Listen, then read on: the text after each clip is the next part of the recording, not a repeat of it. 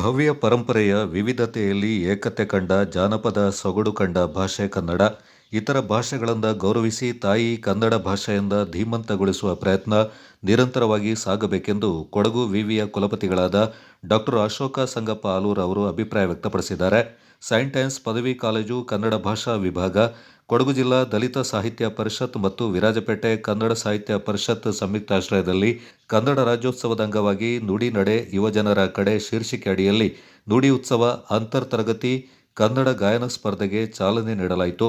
ಕಾರ್ಯಕ್ರಮ ಉದ್ಘಾಟಿಸಿ ಮಾತನಾಡಿದ ಕುಲಪತಿಗಳು, ಧೀಮಂತ ಸಂಸ್ಕೃತಿ ಹೊಂದಿರುವ ಕನ್ನಡ ಭಾಷೆಯಿಂದ ಪೋಷಕರು ಮನೆಯಿಂದ, ಶಿಕ್ಷಕರು ವಿದ್ಯಾಲಯದಿಂದ ತಿಳಿಯಪಡಿಸುವಂತಾಗಬೇಕೆಂದರು. ಭಾಷೆಗಳಲ್ಲಿ ಮೇಲ್ಪಂಕ್ತಿಯಲ್ಲಿರ್ತಕ್ಕಂಥ ಒಂದು ಭಾಷೆ.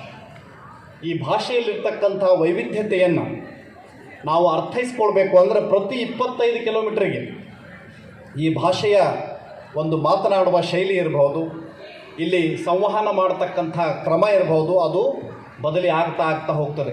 ಕೊಡಗಿನಿಂದ ಬೀದರ್ನವರೆಗೆ ನೀವು ಪ್ರಯಾಣ ಮಾಡಿ ನೋಡಿದ್ದೆ ಆದರೆ ಈ ಭಾಷೆಯ ವೈವಿಧ್ಯತೆ ಎಷ್ಟಿದೆ, ಈ ಭಾಷೆಯ ಶ್ರೀಮಂತಿಕೆ ಎಷ್ಟಿದೆ ಅಂತಕ್ಕಂಥದ್ದು ನಮಗೆ ಅರ್ಥ ಆಗ್ತದೆ.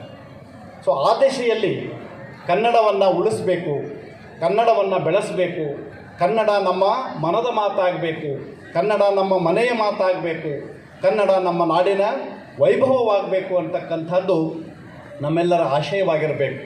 ಕೇವಲ ನಾವು ಭಾಷೆಯನ್ನು ಇಂತಹ ಕಾರ್ಯಕ್ರಮಗಳಲ್ಲಿ ಮಾತನಾಡಿ ಮನೆಗೆ ಹೋದ್ರೆ ಆಗೋದಿಲ್ಲ. ಈ ಭಾಷೆಯನ್ನು ಆಡಳಿತದಲ್ಲಿ, ಕಲಿಕೆಯಲ್ಲಿ, ಚಿಂತನೆಗಳಲ್ಲಿ, ಅನುಭವಗಳಲ್ಲಿ ಅಳವಡಿಸ್ಕೊಳ್ತಕ್ಕಂಥ ಪ್ರಯತ್ನವನ್ನು ಕೂಡ ನಾವು ಮಾಡಬೇಕಾಗಿದೆ. ಬೇರೆ ಹಲವಾರು ದೇಶಗಳನ್ನು ಸುತ್ತಾಡಿದಾಗ ಗೊತ್ತಾಗ್ತದೆ ಅವರ ತಾಯ್ನುಡಿ, ತಾಯಿ ಭಾಷೆಯ ಬಗ್ಗೆ ಅವರಿಗೆಲ್ಲಿರ್ತಕ್ಕಂಥ ಹೆಮ್ಮೆ ಎಷ್ಟಿದೆ ಅಂತಕ್ಕಂಥದ್ದು. ಅಂತಹ ಹೆಮ್ಮೆ ಇವತ್ತು ಕನ್ನಡಿಗರಲ್ಲಿ ಕಡಿಮೆ ಆಗ್ತದೆ ಅಂತಕ್ಕಂಥ ಆತಂಕ ಇವತ್ತು ನಮ್ಮೆಲ್ಲರಿಗೂ ಬಂದಿದೆ. ಹಾಗಾಗಿ ಈ ಭಾಷೆಯ ಶ್ರೀಮಂತಿಕೆಯನ್ನು ನಾವು ಉಳಿಸಬೇಕು, ಬೆಳೆಸಬೇಕು ಅಂತಂದರೆ ಇಂತಹ ಕಾರ್ಯಕ್ರಮಗಳು ನಿರಂತರವಾಗಿ ನಡೀಬೇಕು. ಮತ್ತು ಕೊಡಗಿನಾದ್ಯಂತ ನನಗಿಲ್ಲಿ ಬಹಳಷ್ಟು ಸಾರಿ ಕನ್ನಡ ಮಾತಾಡೋರೇ ಸಿಗೋದಿಲ್ಲ. ನನಗೆ ಭಾಳಷ್ಟು ಕಾರ್ಯಕ್ರಮಗಳಲ್ಲಿ ಹೋಗ್ತಾ ಇರ್ತೇನೆ ನಾನು. ಅವರು ನಮ್ಮ ಪಕ್ಕನೇ ಕುಂತಿರ್ತಾರೆ, ಬೇರೆ ಭಾಷೆಗಳನ್ನು ಮಾತಾಡ್ತಿರ್ತಾರೆ. ಮಾತಾಡೋಕ್ಕೆ ಬೇಡ ಅಂತ ಹೇಳೋದಿಲ್ಲ ನಾವು. ಸಾಮಾನ್ಯವಾಗಿ ನಾವೆಲ್ಲರೂ ಕುಳಿತಾಗ ಅಲ್ಲಿ ಕುಳಿತಿರ್ತಕ್ಕಂಥ ಅತಿಥಿಗಳು, ಅಲ್ಲಿರ್ತಕ್ಕಂಥ ವ್ಯಕ್ತಿಗಳಿಗೆ ಯಾವ ಭಾಷೆ ಸಾಮೂಹಿಕವಾಗಿ ಅರ್ಥವಾಗ್ತದೆ ಅಂಥ ಭಾಷೆಯಲ್ಲಿ ನಾವು ಮಾತನಾಡುವುದು ಭಾಳ ತಕ್ತವಾಗಿರ್ತಕ್ಕಂಥ ವಿಚಾರ. ಹಾಗೆ ಮಾಡೋ ಮುಖಾಂತರ ನಾವು ಬೇರೆ ಭಾಷೆಗಳನ್ನು ಗೌರವಿಸೋಣ, ಕನ್ನಡವನ್ನು ವಿಜೃಂಭಿಸೋಣ ಅಂತಕ್ಕಂಥ ಮಾತನ್ನು ಇಲ್ಲಿ ಹೇಳ್ತಾ ಇದ್ದೀನಿ.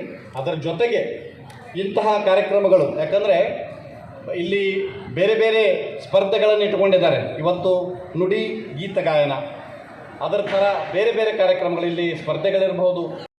ಅಭಿನಂದನೆಯನ್ನು ಸಲ್ಲಿಸುತ್ತೇನೆ. ಏಕೆಂದರೆ ಅತಿ ಉತ್ತಮವಾದ ಕಾರ್ಯವನ್ನು ಆಯೋಜಿಸಿ ತಾವೇ ಎಲ್ಲರೂ ಕೂಡ ಅದರಲ್ಲಿ ಭಾಗವಹಿಸಿ ನಮ್ಮ ಕನ್ನಡ ಭಾಷೆಗೆ ನೀವು ನೀಡುವಂತಹ ಗೌರವವನ್ನು ನಾವು ನೋಡ್ತಾ ಇದ್ದೀವಿ, ಸಂಭ್ರಮಿಸ್ತಾ ಇದ್ದೀವಿ. ಆದ್ದರಿಂದ ಆವಾಗಲೇ ಹೇಳಿದ ಹಾಗೆ ನಾವು ಒಂದು ಹಬ್ಬಾಚರಣೆ ಮಾಡಿ ಅದನ್ನು ನಿಲ್ಲಿಸುವುದಲ್ಲ, ಬದಲಾಗಿ ಕನ್ನಡವನ್ನು ಎಲ್ಲರೂ ಕಲಿಯಬೇಕು, ಕನ್ನಡವನ್ನು ಎಲ್ಲರೂ ಓದಬೇಕು. ವಿರಾಜಪೇಟೆ ತಾಲೂಕು ಕನ್ನಡ ಸಾಹಿತ್ಯ ಪರಿಷತ್ನ ಅಧ್ಯಕ್ಷರಾದ ಡಿಪಿ ರಾಜೇಶ್ ಪದ್ಮನಾಭ, ನುಡಿ ಉತ್ಸವ ಸಮಿತಿ ಸಂಚಾಲಕ ಅಬ್ದುಲ್ ರೆಹಮಾನ್, ಸೈಂಟ್ ಆನ್ಸ್ ಪದವಿ ಕಾಲೇಜಿನ ಪ್ರಾಂಶುಪಾಲರಾದ ತೃಪ್ತಿ ಬೋಪಣ್ಣ, ಸಂಯೋಜಕರಾದ ಹೇಮಾ ಬೇಡಿ ಮತ್ತಿತರರು ಕಾರ್ಯಕ್ರಮದಲ್ಲಿ ಪಾಲ್ಗೊಂಡಿದ್ದರು.